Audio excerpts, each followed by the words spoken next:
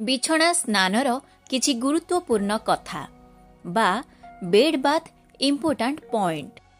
Bed bath देबा समय रे मने रख जे जेउ रोगी माने शय्याशायी होई रुहंती सेमानंक ठारे बेड सोर किंबा प्रेशर सोर हेबार संभावना अधिक थाए। तेणु बेड बाथ देबा समय रे चर्म रे हेउथिबा परिवर्तन को भल भावरे निरीक्षण कर। जदि कोनोसी परिवर्तन लक्ष्य करूछ तेबे तुरंत दायित्व रे थिबा नर्स को जणाओ।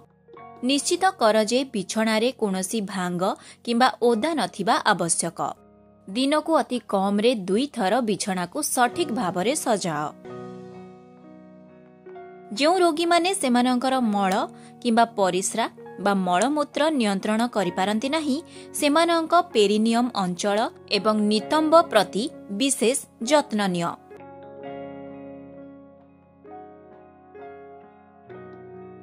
मेदबहुल रोगींक क्षेत्र रे स्तन पेटर फोल्ड एवं नितंब अंचल भली चर्मर फोल्ड गुडी को भल भावरे सफा कर।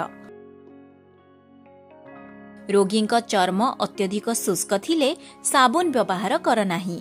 डाक्तरंक परामर्श निश्चित भावे निय। शय्याशायी रोगींक शय्यार पार्श्व रेलिंग गुडी को बेड बाथ परे ऊपर को करी रख। रोगींक रूम रु बाहरिबा परे हाथ धोइबा को भूल नाही। रोगी जेपरी आराम अनुभव करंती सेथि पई प्राइवेसी बा गोपनीयता बजाय रखिबा गुरुत्वपूर्ण। एथिपाई द्वार किंबा परदा बंद करिबा परे ही प्रक्रिया कर एवं शरीरर केवल सेही अंश को खोला रख जहा आवश्यक। जदि रोगी निजर जत्न नहीं पारुछि तेबे ताकू ताहा करिबाकू दियो। रोगी जेपरी ठंडा अनुभव न करंती सेथिपाई रूमर तापमात्रा उपयुक्त रख। पानी मध्य उपयुक्त तापमात्रार हेबा उचित। अत्यधिक गरम किंबा अत्यधिक ठंडा नुहे। बेड बाथ देबा समय रे किपरि पर्यवेक्षण एवं परीक्षा करिब। चर्म परीक्षा एवं जांच पाई कोठरी रे पर्याप्त आलोक रहिबा उचित।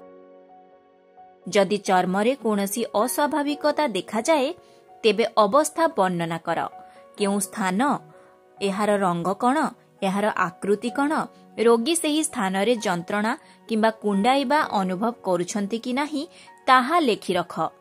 रोगींकर अत्यधिक झाळ परिस्रा किंबा मळरु दुर्गंध भली कोनोसी अस्वाभाविक गंध अछि कि नाही जांच कर। रोगींक चर्म अत्यधिक शुष्क किंबा चिपी चिपी होई जाइछि कि नाही जांच कर। लाल पड़िबा चाप वृद्धिर एक लक्षण होई पारे। अन्य कोनोसी रंग परिवर्तन उपरे मध्य ध्यान दिय। चर्म अत्यधिक गरम किंबा अत्यधिक ठंडा लागुछि कि कोनोसी फुला बा एडिमा किंबा क्षत अछि कि एहाकू भल भावरे जांच कर। एही समस्त पर्यवेक्षण गुडी को रेकर्ड कर एवं आवश्यक हेले तुरंत चार्ज रे थिबा नर्स किंबा डाक्तरंकु जणाओ।